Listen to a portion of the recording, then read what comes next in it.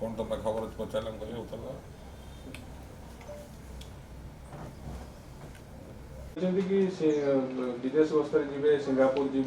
अनेक पूर्व मुंबई और दिल्ली रे इन्वेस्टर मान भेटी पारादीप समेत ओडिशा बहुत इन्वेस्टमेंट हम बोली से आशा रखिंट और खूब शीघ्र आसो कह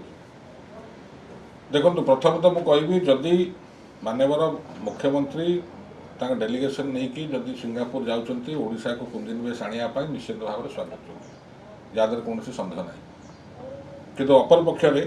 मुख्यमंत्री जदि पुंजीनिवेश सिंगापुर जाऊँगी से दायित्व नवा उचित कि जो माने ओडिशा राज्य सरकार संगे चुक्तिबद्ध अच्छा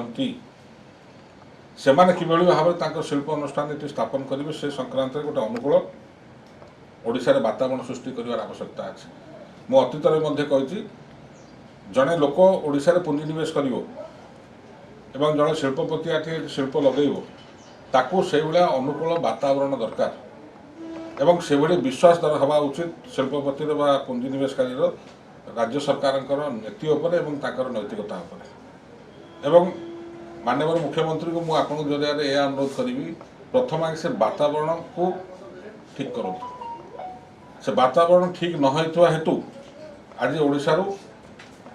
बड़ शिल्प अनुष्ठान जोटा विगत सरकार रे चुक्तिबद्ध होते आम सागर ओडिशा राज्य सरकार सागर से मैंने आस्ते आस्ते पलैया को बसिले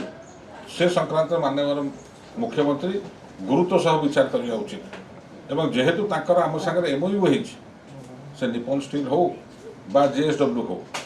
ये दुईटार मुख्यांश कौन गणमाध्यम विषय प्रकाशित होती खबर तो एमाने केमिति रहिबे एठी एवं किभली भाव में से पुंजीनिवेश करेंगे ताकू किभली भाव में अनुकूल वातावरण दरकार से संक्रांत मुख्यमंत्री सचेतन होगा उचित।